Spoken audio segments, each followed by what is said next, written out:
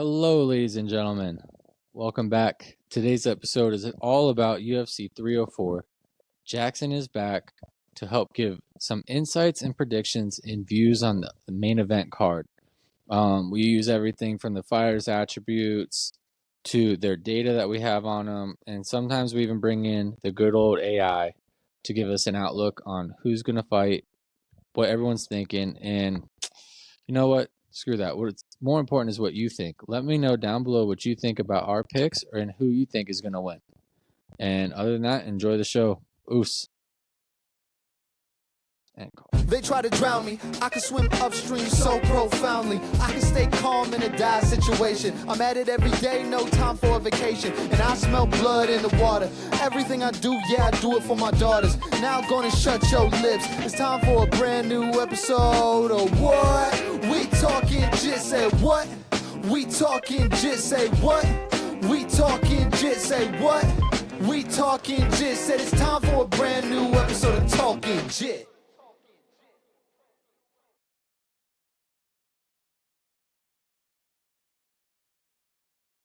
Pretty good. Jaxsen, what's up, man? How's it going, dude? Ready to record, man? Yes, sir. Welcome back, guys, to UFC 304. I think this is a sleeper card. Go ahead, sorry. No, I think so too. I think the main card's really solid. I think this is an all-time main card, especially for an England card. This is one of the best England cards they put together. I agree. And for those who are listening, Jaxsen and I use state-of-the-art, good old guessing, research. We use AI at some points and just analyze the overall attributes of these athletes. We talk about the streaks. I personally like to study their camps and see what I see from each other's camps. And we put it all together in a nice little pot for you and give you our predictions. And hopefully we were cooking. And yeah, most of them are cooking. We're cooking. You're always welcome to leave your thoughts down below. Please. If you disagree. And don't be cheating. Don't wait till after the event and come back and comment and tell us who's winning and shit. That's just ridiculous. But let's just roll right into it, man. First fight on the main card: Arnold Allen, the home fighter, versus Giga Chikadze of Georgia. Giga Chikadze. I thought we talked about this. Oh yeah, my bad. Giga Chikadze's nuts. All right. Okay. He was holding on to that one. Yeah. He really wanted to let it fly. he's from Georgia, so I can say he's far enough away he can't reach me right now. That's true. And he's also in London, so also pretty. Dude, he's a but all in all, he is a freaking beast. Yes. Definitely. That body kick that he has, that like killer, I think they call it the Giga kick. Like that perfect like Dutch style kick to the liver right there. Just straight, very nice. Very straight kick, like a baseball bat, you know what I mean? Yeah. Like load it up. Yeah, like the blade of his shin just digging underneath your rib cage and hitting you right in the liver. Oh, that'll drop anybody. I'm actually looking forward to this fight. I think this is a super good matchup. Yeah, I agree. Arnold Allen before his last two fights was 19-1 and hadn't lost before that since in his UFC he hadn't lost before that, which is really cool to see. And it's not like the people he lost against were nobodies. I mean, he last lost against Max Holloway in 2023 and then Movsar Evloev in 2024. So, I mean, he's fighting top talent, and that's the only way that he's collecting losses. And, you know... Are these decision losses? Yeah, both are decision losses. So he's, you know, it's not like he's... And memory could be serving me incorrectly here. I don't think he's getting absolutely smoked the whole time. I mean, even in Max Holloway's situation, which, you know, if you make it 5 rounds with Max Holloway, you're doing pretty good. Even Justin Gaethje couldn't, you know? So I think that's solid. And it looks like they fought on a main event, and he went all 5 rounds with Max Holloway and lost a decision. So That shows who he is as a fighter. And then to lose again, coming back in another decision is probably sucks. So my thought would be he's probably coming back in here looking to make a statement, maybe looking to get some kind of finish, whether that be a sub or a knockout. Which he seems to have quite a few of different kinds on his record. He has 7 knockouts and 4 submissions. So he's not, afraid to finish. I'm gonna jump on that too, man. Like, both these guys are tough as nails. I kind of lean towards Arnold Allen just because of the talent he's fought and who he's hung in there with. He doesn't get finished. I'm with you on that. I don't think he gets his ass whooped. I think he hangs in there with just about anybody. And like you said, if you go 5 rounds with Max Holloway and striking, yeah, you're a beast. This matchup is great. Giga has like as you said, that kick, and also good stand up, tough as nails. If you look at their significant strikes, Arnold Allen averages 3.39 per minute. Giga averages 4. They both have a 40%, and Giga has a 43% significant strike landing rate. I mean, dude, they're almost spot on with each other. The defense, 61%, 62% for Giga. It looks like on paper like a great matchup. I can tell you both these guys want to fight, and both these guys are down to fight. So as far as good fights go, this will be a great one to watch. I'm going to actually use my bold pick here, and I'm going to say that Arnold Allen gets the finish.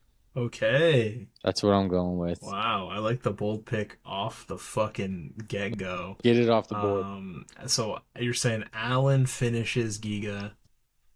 I can't pick around. Do I have to pick around for the bold pick? No, I don't think around. Okay. I don't think around needs to be picked at all. I don't even think you need to pick what kind of finish. You think, but like if you had to, do you think it'd be a knockout or a submission? I think TKO. TKO. If I was guessing, it'd be TKO in the second or third, but Okay. I don't know if I can pinpoint it that much. I'm just going out. I'm just spending it right off the rip. So what's really interesting, if you want to talk about losses and finishes, Arnold Allen has never been finished. Giga Chikadze has only been finished once. And who was that by? I think I watched that one. So Giga was finished by submission on Dana White's Contender Series. To a guy who doesn't have a Wikipedia page named Austin Springer. Dude. So. And he's come a long way since then. He has come a long way since then, and he's a demon now. He really is. Who's your pick? I'm actually with you as well. Arnold Allen is my pick as well. He had a freaking amazing record before. He was on an 11 fight win streak before his loss to Max Holloway. And then to drop a second one of the next fight is a huge stinger for him. And I know he's looking to come back and get those two losses retconned. There's no way you want to come off of an 11 fight win streak and lose 2 in a row and just be content with yourself. So I'm sure his game plan has changed coming into this next fight. He seems like he has the mentality for it too. Like he seems like he bounces back harder. You know what I'm saying? Yeah, these English gyms right now are really, really good. So I think that's going to be huge. And I think every one of these fights on the main card has one fighter fighting out of England. Yeah, it does. And I was just about to say, you make a good point. I think we're going to see a lot of really good striking because UK has always been just a slight bit ahead on their striking, especially their kickboxing, even from back in my days. And it's like UK has always been ahead. Their grappling was a little bit behind. But, dude, if you look, these takedown defenses tonight, I'm going to be interested to dive into those because, I mean, Arnold Allen has a 75% takedown defense. Mm-hmm. Giga has a 69%. So that's, you love to see it. You know what I mean? Yeah. And two dudes, more than 2/3 of their takedowns are deflected, or, their opponent's takedowns are getting deflected or rejected, which is cool to see. So these guys know what they're doing. Oh, 100%. Rolling into the second one here. So this confused me because my lineup had the Gregory Rodriguez and Christian Leroy Duncan. That's right. But now we're seeing it's Mohammed Mokaev. Sure. Makayev. You're so I'm not much gonna be better at picky. names than me. And then Manel Kape. Did I get it right? I think it's Manel Kape, but I I'm knew it not was sure. gonna be Kape. I just took it. I don't know, man. I don't think I'll ever be good with names, man. But I do know about both these guys, which is Muhammad, undefeated. Not as tested, but you could say he has the whatchamacallit. He has the potential to grow, you know. He has the sauce. He's got the sauce.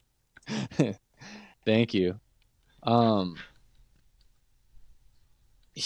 Makayev is undefeated.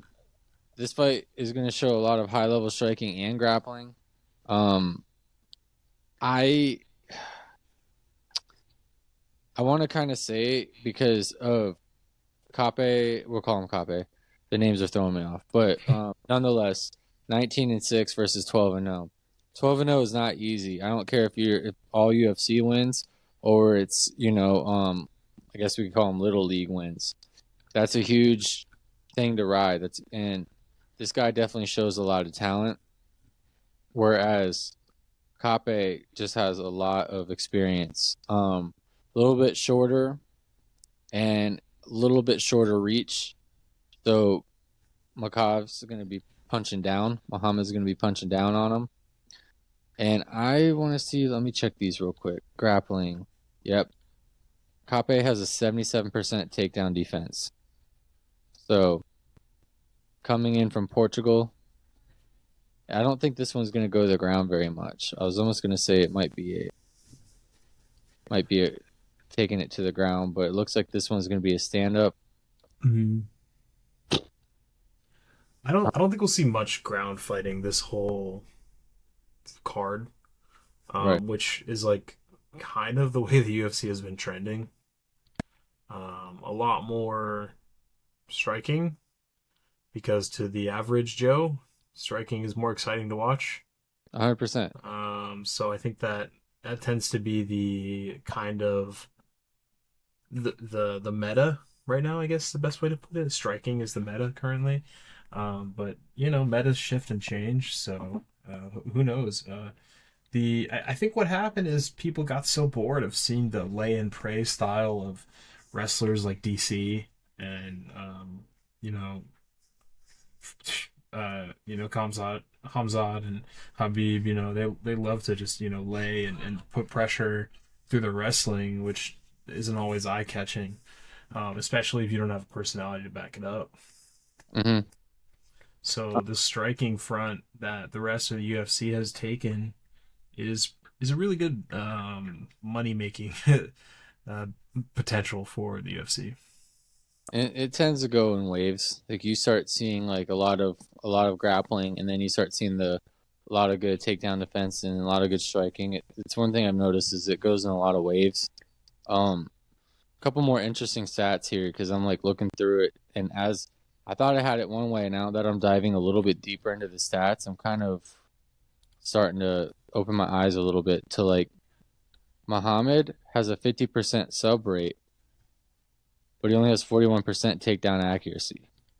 So that means half his wins are by sub, right? Is that what I'm reading? Correct. That's correct. Yeah. So he has 12 wins, 6 by submission. So, and then this guy's got 77% takedown defense, so not going to be very easy for him to take down. So kind of like a lower-ish takedown accuracy. It's not the worst, but it's not extremely high against a guy who has really good takedown defense. And if you look at this, the amount of significant strikes, but Kape has a 61% TKO rate, KO-TKO rate. So he knows how to hit, he knows how to stand up, and he evidently has knockout power. So that adds a little bit to the story here. It could be a huge effect of this guy being shorter and having good knockout power. We could be seeing a struggle to get it down, and we could be seeing a good striking match. This one, I think, will be a close fight.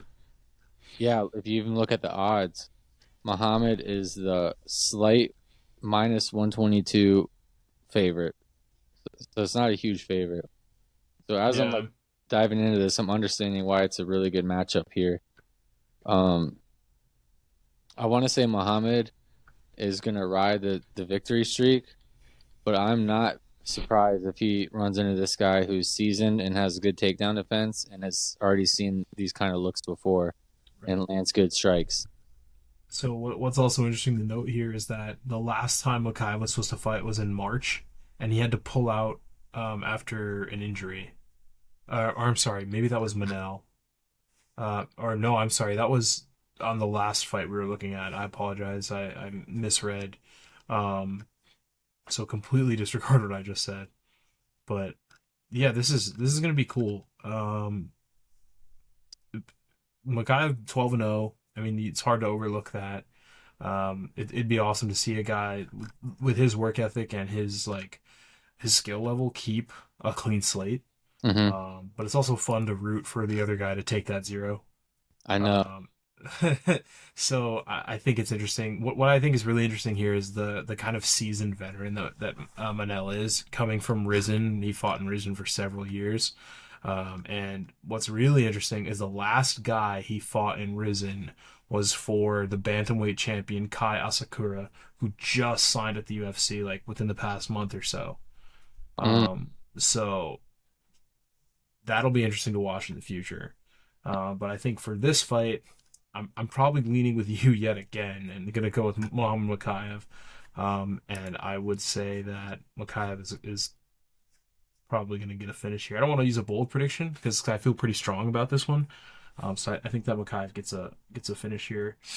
I'm going to say Makayev, but to be honest, I probably will root for Manel. Yeah.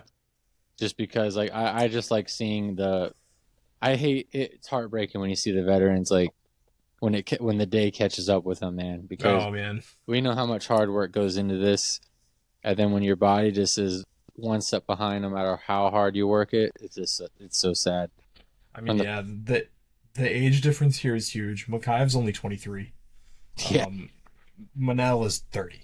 I mean, he's just hitting that Masters age bracket, but he can still compete in adult if he wants. He's not down and out, but he's got a few years, you know what I mean? And Makayev's got his whole future ahead of him. Yep. You always say Father Time is undefeated. Father Time is undefeated, man. You got me leaning with that now because I've been proven wrong. So that's that, Now we can roll into some of the meat here. This is a cool matchup, and I didn't know they had a little bit of beef, but of course it seems like everyone Paddy fights has a little bit of beef. I don't know why a lot of these fighters got problems with Paddy. But I feel like the fans love him and the fighters hate him, and I don't know if the fighters just are jealous of the amount of attention and payday he brings or what. I don't blame him a little bit if that is what it is, but he's got beef with everybody. Homeboy was beefing with Ilia Topuria before he was Ilia Topuria, but that's true. Oh man! Before we start breaking it down, I actually asked AI about this. So okay. Let me scroll down and give you guys the AI update here. What AI did you use? ChatGPT? Yeah, my trained ChatGPT here. All right, let's see it. I slightly trained this one. But so Paddy Pimblett, 23-1, 5-0 in the UFC. His strengths, Pimblett is known for his aggressive fighting style and charisma. He has been on a winning streak and boasts 7 consecutive victories. Pimblett's grappling and submissions are high key strengths, which he often combines with effective striking to overwhelm his opponent. His recent performances, Paddy Pimblett's recent win against Tony Ferguson solidifies his position as a rising star in the UFC. His ability to finish fights and maintain control on the ground makes him a tough competitor. Then it gets into Bobby Green here. 32, 15-1, which is a lot of fights. Green is a seasoned veteran with a strong background in striking and defense. Known for his unorthodox style and resilience, Green has a knack for turning fights in his favor with his experience and adaptability. Recent performances. Green has won 3 of his last 4 matches, including victories over Tony, Grant Dawson, and Jim Miller. His recent knockout by Jalen Turner is a blemish, but does not significantly detract from his strong overall performance record. And then here's the predictions, guys. Thanks for hanging in there. Expert consensus. Most experts lean towards Bobby Green as the slight favorite due to his experience and recent form. However, Pimblett's unbeaten UFC record and upward trajectory make him a dangerous opponent who would certainly secure a win if he capitalizes on his grappling and maintains aggressive pressure. Bobby Green's a slight favorite betting odd. The margins are narrow. And in conclusion, Bobby Green's experience and recent successes make him the favorite. Paddy Pimblett's youth, aggression, unbeaten streak in the UFC cannot be overlooked. The fight is expected to be highly competitive, with both fighters having clear paths to victory. So, it didn't pick one, so I got to train it better. But I like how it pointed out the strengths and, the expert consensus and kind of what their path to victory would be. That's pretty cool. I like that too. How do you see it now that we have? Right. So, as the human, I see this fight going. What a silly thing to say. I see this fight going one of two ways. Of course, it's either going to go one of two ways. Hey, you're not doing it any worse than the Ultimate Fighter season right now, bro. Have you seen how they talk about fights? Oh no, I haven't. I've not watched the season. A whole new confidence after seeing how they analyze their fights. So okay, well that's good to know. Lovely. I think that we'll see. I mean, look. Paddy Pimblett might have won all of his fights in the UFC, but he was definitely handed the very slight favor over Jared Gordon. Mm-hmm. And I think that memory's failing me. I really should rewatch the Paddy fight and Tony fight, but I don't think that was exactly a dog walk. He was looking really good, and then he got exhausted. Right, and that's what I had thought. And he I don't want to say he barely squeaked it out because he was dominant, but he was unable to finish a fight that looked like he should have been able to finish. If I remember correctly, he dropped him, and he was grabbing submissions on him. Where Paddy's a really good submission fighter. Now, granted, Tony Ferguson's not a quitter, and you got to kill the dude, but. He got gassed. He blew his wad in the first round. He even said it after the fight. Bobby Green's got the gas tank. King Green. I don't know if you saw that, but he changed his legal name to King Green. Is that legit? I think I remember seeing that. Let me see if it says anything on his Wikipedia page. Yeah, on July 7th, 2024, he confirmed his name change to King Green. So, he's not Bobby the King Green anymore. He's King the Bobby the King Green. So now we'll see King the Bobby the King Green face off of Paddy Pimblett. So I think it's gonna be a really fun fight. I don't think I see this fight being a snooze or some kind of oh, I'm jabbing. No, I'm jabbing. Oh, I'll throw a leg kick. Oh, I'll throw a leg kick. I think it's gonna be each other. You kind of cut out. Say that again. I think they're going to be catching each other. I think that's what you do. Yeah, I think so too. I think there's going to be some cage wrestling in this one. Because Paddy likes that kind of hip toss from the cage. Mm-hmm. With his judo background. And Bobby likes to bring the fight to where his opponent wants it. He kind of likes to play that counter game. Mm-hmm. So I think we'll see an interesting fight. This is a very, before you say it, it's a very close fight. It is. It really is. Bobby Green has a 35% TKO rate. Paddy Pimblett has a 29%. Bobby Green has a 29% submission rate. Paddy Pimblett has a 43% submission rate. If you go to significant strikes, 52% Bobby Green, 52% Paddy Pimblett. Absorbed per minute. 3.75 King Green, 3.7 Paddy Pimblett. Those numbers are identical. They're the same. They're grappling, takedown defense, 75% King Green, 75% takedown defense. Paddy Pimblett has a 56% takedown defense. Paddy Pimblett has 25% accuracy. King Green has 38% accuracy. These numbers are like, and these guys have a bunch of fights under their belt. So this is like good data. You know what I mean? Yeah. Good sample sizes. Yeah. Yeah, I think what's interesting is with Paddy having like a 56% takedown defense rate, I wonder if that's because they're counting takedowns even if he's in the middle of going for a submission, like a guillotine, and then he gets dropped to his back, or you know what I mean? Yeah. So I think that's probably something that is interesting to take a look at. Like he has a flying triangle choke, like on his record. So I wonder if that counts as a takedown if he ends up on the ground. You know what I mean? Right. Yeah. That's a good. So, I mean, you know, some jiu-jitsu tournaments view it that way as well. So it really depends on how, you know, because that was in Cage Warriors too. So if they call that a takedown for his opponent, that's a takedown for his opponent, you know. So 56 could be skewed one way or the other. But stats aside, stats are for nerds.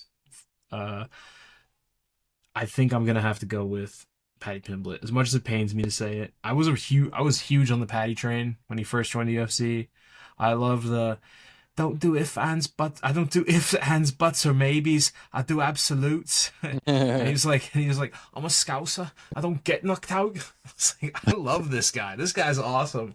And he said, put me in the. And I think that was after his first fight, which was in Las Vegas. And he said, put me in the O2. I'll blow the roof off the gaff. And I was like, I fucking love this guy. So I'm excited to see what he can do. Again, hopefully he doesn't get dog walked and he doesn't get gassed and he controls his eating, because you know that's his whole thing is he gets huge when he's not fighting. I just saw his training camp. He looks in shape again. He's skinny pal, which fucking blows my mind. Like I don't know. I know, dude. It's like almost like there's 2 or 3 characters. Like it's like you know what I mean? Like the clothing facility, yeah. Yeah, dude. You know when you get like not a UFC, but like what's that boxing game? Like the Undisputed. Oh, okay. Then you got the guys in different weight classes. Like you got Roy Jones Jr. all the way up to like heavyweight. Like you know. Yes. What I mean? And like that's how I feel like Paddy's gonna be, bro. It's unreal. I don't see. We're not saying anything new here, so we don't need to completely brush on it. It's just that is a crazy thing about him. I'm gonna disagree with I'm rooting for Paddy, but I think King Green's got it, just slightly. Just because I got to explain myself here. Paddy beat Tony. Everyone's beat Tony, including King Green. Unfortunately, that's true. King Green fought Jalen Turner, got knocked out. We all know about that. Jim Miller is like that's a good grind fight, bro. And King looked pretty freaking good against him. I was surprised. I thought Jim Miller was going to have that one. If we reeled it back to our predictions, I'm pretty sure I went with Miller. And I think Bobby Green's got the gas for it. So after watching Paddy unable to finish Tony, which I don't hold completely against him, but I have to make a right call here. And I think King Green is going to I think he's got the ability to be awkward, which might be hard for Paddy to figure out. I think they're both awkward, so it's just going to be like, yeah, that's true. Who can figure it out quicker? If Paddy comes in super aggressive and gasses again, that's going to be good for Bobby King Green. Yep, it'd be hard to take down, which might gas Paddy even quicker. Right, and I think one last thing to say is just because we talked about it a little bit ago, when this is the fight is the perfect example. Father time. This would be Bobby's or King's 50th fight. Like this is number 50. Mm. And he's 37. This is Paddy's 25th fight. Literally half. And he is 29. So almost 10 years in difference and 2 times the amounts of fight for Bobby. Let's put it to the test, because here I go. I mean, father time, here we go. After saying I learned my lesson. Teach Jaxsen. So let me ask you this real quick. Do you think that Molly fighting on the same card as Paddy makes any difference to Paddy?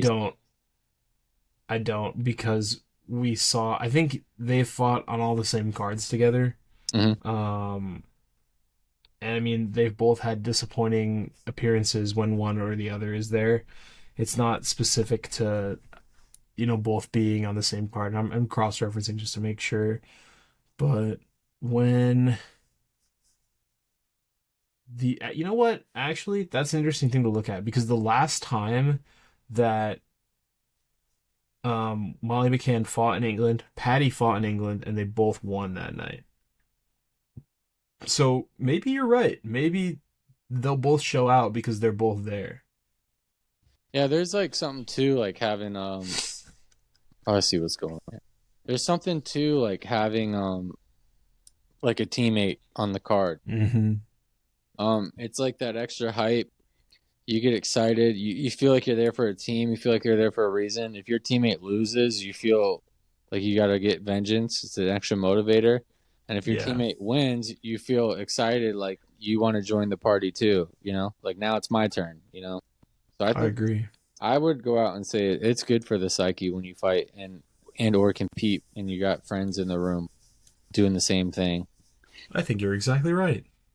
And with how close they are. I saw a clip where they're asking Patty, they're like, have you and Molly ever shagged? And That's so funny. He's like, that'd be pretty hard, mate, because I'm married and she's gay. That's even funnier. I didn't see that. Was that from this week? This week's fight camps? This was from a while back. Oh. I just figured I'd bring it up. That's even better. For the highlight reel. That's good. I gotta watch that. That's funny. All right. Now, I can hear him saying that too. I know you got an opinion on this next one. Oh, yeah. Tom Aspinall. Let her rip. Curtis Blaydes for the interim heavyweight championship of the world. What a load of shit. God. Guys, we have to glaze John Jones 24/7. So we're not going to take his belt away because we love him too much. When's the last time he's fought? John Jones? 2022? Thrill gone? Yeah, it was a Cyril Gane fight, and he just got arrested again. This guy's awesome. Fun fact, we're from the same hometown, Rochester, New York. Oh, sorry, he fought in 2023. He fought a little over a year ago. It feels like 10 years ago. Feels like a long It feels like a long time ago. A lot has happened in the MMA world, though. That's why, That so and there's time in between all of his fights because of his legal shit and stuff. I mean, the clown show that is John Jones is interesting. But, I mean, look, the guy's a monster. And, he deserves his flowers. But he also doesn't deserve to hold the heavyweight belt that he hasn't defended for over a year when there's other active heavyweights that are at the top of the rankings that could be defending the belt. Instead, they have to defend a Mickey Mouse interim championship because Dana's too scared to give other other fighters championship belts and them not be able to promote themselves. You hear how protective he is over the whole GOAT thing? I do. Like, you can't say the word GOAT, and it's like, I feel like he pops out nowhere, and he's like, you absolutely cannot give anyone other than John Jones the title of GOAT. And, like, he goes off, man. And, I mean, he loves the guy. Which is weird, because the guy's, like, turning out to be a scumbag. Yeah, because Dana's, a saint. So, I just want to say it. Of course. But anyways, I rest my case. You shouldn't be defending an interim championship. Interim championship is there because then you're going to fight the guy who's holding off until he can fight for maybe an injury or something. Whatever. If John Jones ever fights Stipe, they'll probably both be 85 in a retirement home. And they'll both be fighting over tapioca pudding. I don't want that fight anymore. I want Potan. I want Alex Pereira versus John Jones. I want to see Pereira get that 3 belt. Like, my lord. I would love to see that too. I would love to see Pereira fight for the 3rd belt, get the 3rd belt, and then go beat Jake Paul. There we go. But, in the same night. I think he could do it. But let's talk about this fight now. What do you think about... Wait, hold up. Before we get into that, since you brought it up. What way would you think it would be better? Do you think he should fight Jake Paul then John Jones, or John Jones then Jake Paul? What do you think's would be the better strategy in one night? I'd say you have to take John Jones first. And then get the wrestling out of the way. And then just the rest of the energy you have left is good enough for Jake Paul? Oh, yeah, because, I mean, I don't think Pereira would need to train his hands at all.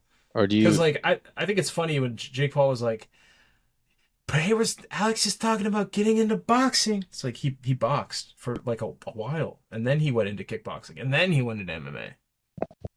Like he's boxed professionally, and he's proven he can make adjustments like to survive in different platforms.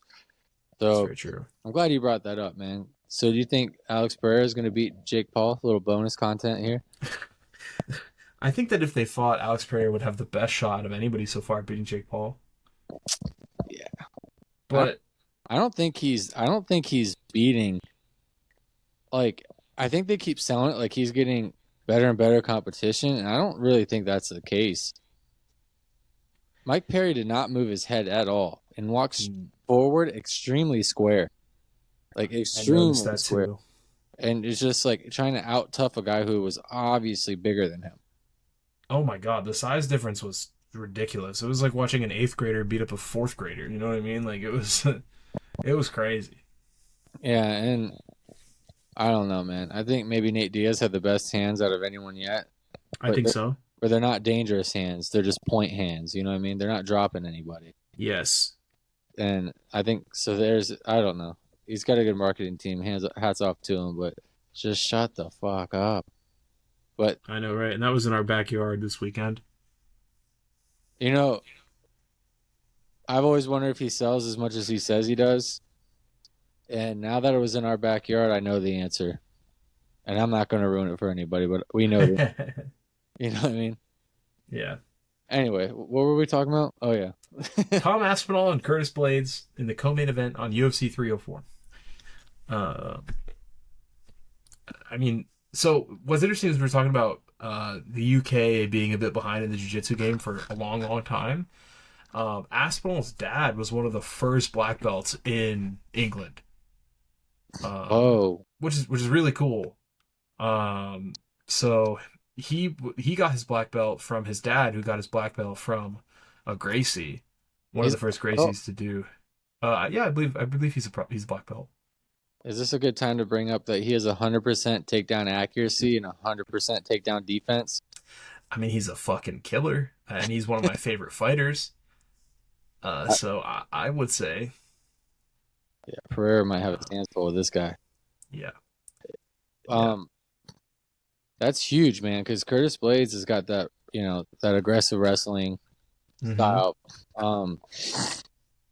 I was not aware of Aspinall's grappling background. Now, I saw them showing on the embedded where he's training, but they showed his old little 3 by 3.5 foot room that they used to train in, and his dad used to help him since he was a kid, and that was pretty badass. Yeah, I remember them saying his dad was one of the first black belts in England, which is really, really cool.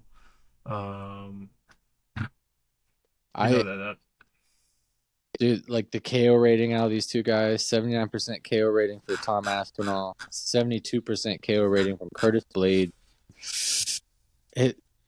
Aspinall is just I don't know, bro. He just looks so unstoppable, and he looks different. Neither of these guys move like heavyweights. You know what I mean? That's true. That's very true. But Aspinall looks like a middleweight out there, dude. The way he moves, and I don't know what you got to dive into. Do you have anything crazy? I mean, I'm just gonna get out of the way. I'm 100% leaning on Tom Aspinall keeping his belt here. I think he destroys Curtis Blaydes. But what I think is funny to remember is that they fought before, and Tom Aspinall lost to his aura because Tom Aspinall lost to Curtis Blaydes' aura because he threw one kick and broke his leg, or his MCL blew out. So I think that's one of those things. It's okay, this is just bad luck. It was literally 15 seconds into the main event of the night, and it was really embarrassing. I remember the UFC being super unhappy with that result. Kind of like when Vince ran out after John Cena and Dave Bautista hit the apron at the same time. Crazy pull. If you remember that 2005 Royal Rumble. Crazy pull. Side note, but I remember the UFC was like not super happy with that, and they kind of swept it right under the rug. And then they were like, once Aspinall's back and healthy, he's ready to go. He came back a year later, beat Marcin Tybura, and then proceeded to KO probably the fastest growing favorite at the time, Sergey Pavlovich. Yeah. And then he made Pavlovich look like a newbie. Absolutely staunched him. That surprised me, dude. That was very surprising. I remember exactly where I was watching that fight that night, and my friends and I were absolutely stunned.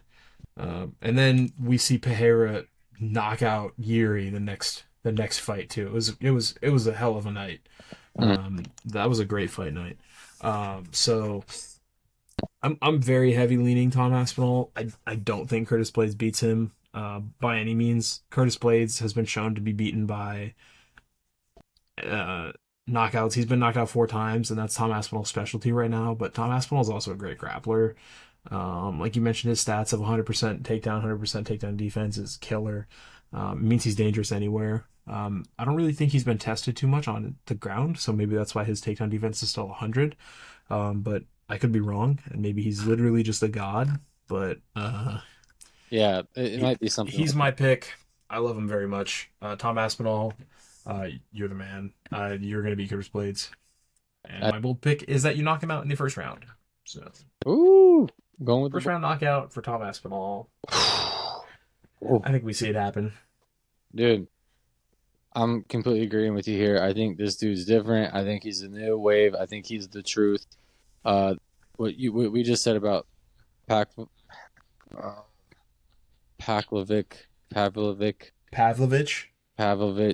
Dude, I'm so bad with this stuff, and I hope you guys just get a kick out of it every time. I do it for you because I can't do it for myself. But that made me think that this dude's the truth. I'm like, and the one thing I want to know is he handled it like a martial artist, man. Like he had enough respect for the guy, but enough motivation, enough respect to respect and fear him, but enough motivation to drop him. You know what I mean? And and showed he has the talent. So I'm leaning on Tom Aspinall pretty easily on that one. And I think the odds are with us on that one. Yep. Negative 380 for Tom Aspinall. Yeah. The website that I'm using for betting says that our best sports betting apps seem to believe Blaydes will be more or less a stepping stone for Aspinall en route to the Jones fight. So they're just Aspinall's minus 430. Dude, they're just trying to buy time. Yeah, they really are. They're just trying to buy time. Keep him active. They had a London card. They said, we'll give you a bag if you fight on it. He said, deal. So if John Jones doesn't fight soon, they're like just screwing everybody. Yeah. Oh man, if John Jones doesn't fight soon, if Poatson goes up, it's going to put the pressure on that division to release that belt somewhere. You know what I mean? I agree very much so. Can't have those killers just sitting there. No. All right, man. Main event. Leon Rocky Edwards versus Belal, remember the name, Muhammad. Probably the worst nickname in the sport right now. Is that really his nickname? I thought that's really no. That's his thing. Very weird. He's very active on Reddit. He's very funny in the Reddit comments. I'll give him that. On the r/MMA subreddit, funny guy, very aware of his own meme, of kind of being like forgettable, and that's where the remember the name comes from. And also kind of being overlooked by the UFC for a couple of years, which, sucks, especially for someone that is pretty talented, even if he's a low-key, boring fighter. 23 wins, 17 by decision. But he did get a TKO recently against Sean Brady, who was a favorite of mine for that fight, so that was interesting to see. He decisioned Gilbert Burns. Dude, 93% takedown defense for the man. I know. He's kind of a dog. I will give him that. But he is boring. So takedown accuracy, 34% compared to 35%. Yeah. Leon was 70% takedown defense. And think about who he's fought, bro. Exactly. 70% takedown defense against Kobe, against Usman twice. He's and remember, Leon Edwards is the first person to take down Usman. That was so savage. That was Leon Edwards just had an amazing game plan for both of those fights. Yeah, there's something about his team and like him just able to compete. You don't look at him and think anything of him, but then it's like he's somehow able to perform like that. I think I'm sorry. Go ahead. No, I think what you're saying with like the camp that he comes from being really strong, I think that's very true.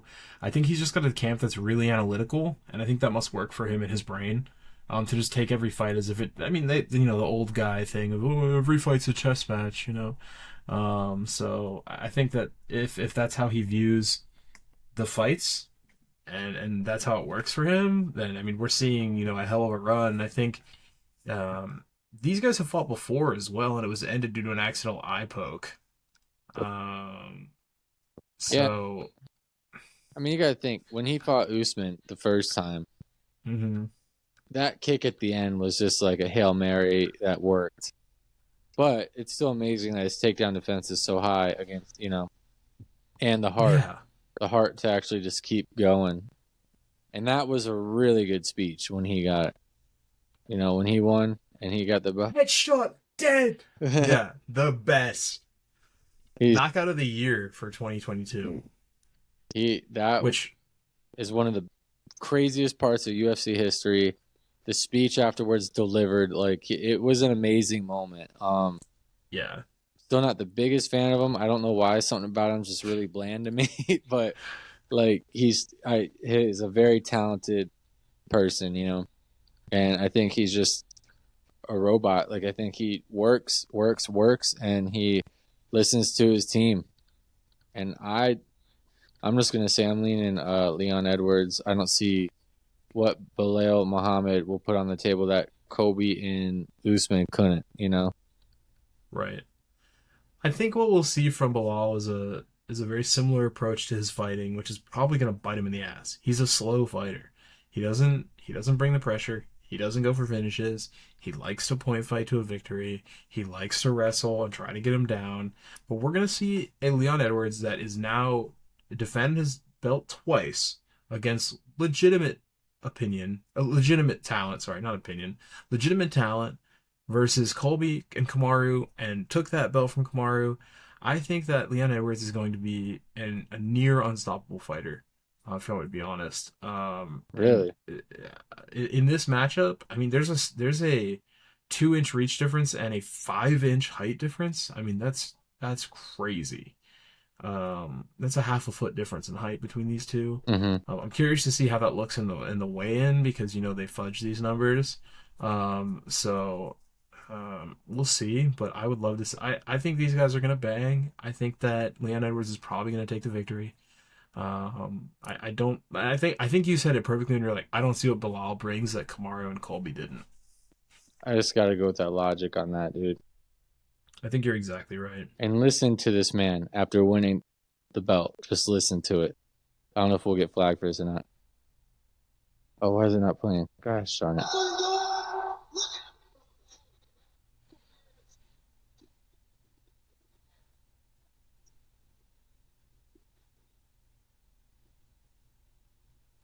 It's very quiet, so but I could hear it. It's exciting. He's hype. The whole crowd was hype. Y'all doubted me. Y'all doubted me for years. Look at me now. Headshot. Exactly. I did. I'm like, headshot dead. Incredible line. I mean, that clip was everywhere. Yeah, oh yeah. I think it was on the UFC promos for a little bit too. Like, it's just so clean. That man hangs on to pain and turns it into motivation, man. And yes, he does. That's the only way to explain it. After winning the belt, and that's what you have to say. He's like, look at me now. You could tell he had something to prove. That's the first thing on your mind after a hard ass fight, dude. I got to give it to the man. Crazy how the records are 22-3, 22-3. But I think it is impressive that Belal beat Gilbert Burns. That's an impressive win, but I'm not really sure who I could see beating Leon Edwards right now. I really don't. Especially in that weight class, maybe Shavkat, but Is I think that's it. that where Hamzat was heading? I mean, he's playing between both welter and middle. He's gonna have to make up his mind eventually. Right. Do you think he could pose a threat? If he stays in welterweight, I think he would be a threat just because those guys are literally physiologically built different. So I think that would be interesting to see, but I think really the only guy that's truly a welterweight right now is Shavkat, and I could see Shavkat giving Leon a hell of a time. That'd be a really tough fight for him too. I want to see Shavkat versus Hamzat. Just an all-time name matchup there. And Shavkat versus Hamzat. Yeah. Well, I think I'm with you 100% on this one. The only difference we got is Patty and King Green. So it's basically your father time versus my my hope that the veteran stays in. Actually, I'm actually rooting for Patty. I just feel like Bobby Green has proved me wrong a few times, and I feel like Patty's just kind of barely hanging in there. Like Right. there's like comes a level, like you see these people come out of nowhere and they're getting finishes and they're dropping everybody, kind of like Shavkat, kind of like Hamzat. Like they're just got really impressive wins, and then you got to take note of like when they hit that curve where they're not finishing anymore and they're just hanging in. You know what I mean? Like a lot of the guys, I like know what you mean. they stop being so dominant. And is Patty even ranked yet? Oh, good question. It's not showing any numbers by his. He's not ranked. King Green is number Yeah. 15. So, in my opinion, for Patty to be anything and to live up to his hype, he has to beat King Green, which would probably get him ranked. You know what I mean?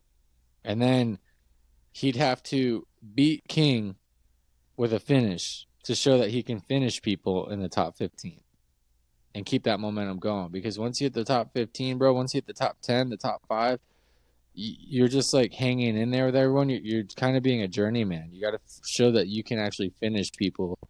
So if he's having a hard time putting away people that aren't ranked, I kind of fear for him, where King Green has proven that he can finish people who are ranked. So I know we're circling back and we already finished that, but that's my input, man. Yeah. Well, I think that does it. That's all 5 fights. That's all, I think folks. we took Allen, Makayev, split Patty and Green, Tom and Leon. I think it's gonna be a great fight night. I think I would picked all England. Yeah, It's coming home. That's what they say, right? The England soccer team. It's coming home. It's coming home. We had some Irish fighters on here too with the early cards. Oh, do we? Yeah, but honestly, I think all these are really close matchups that we went through. I think this is going to be a really good night full of fights. We're going to see a lot of stand-up and hopefully not a lot of boring fights. I think there's going to be a lot of people who can finish. That's good. I think we'll see that too, and I hope we see that. Well, thanks, viewers. Tell us what you think. Thank you. Hello. And Jaxsen, thanks for being my lovely guest again. Of course, always. Now we can go get our haircuts. Now, yes, we can. We'll look fresh as fuck for the next one. Fresh as fuck. All right, brother. Well, you have a good All night, right. man. And I'll see You you too. on the mat soon. Peace.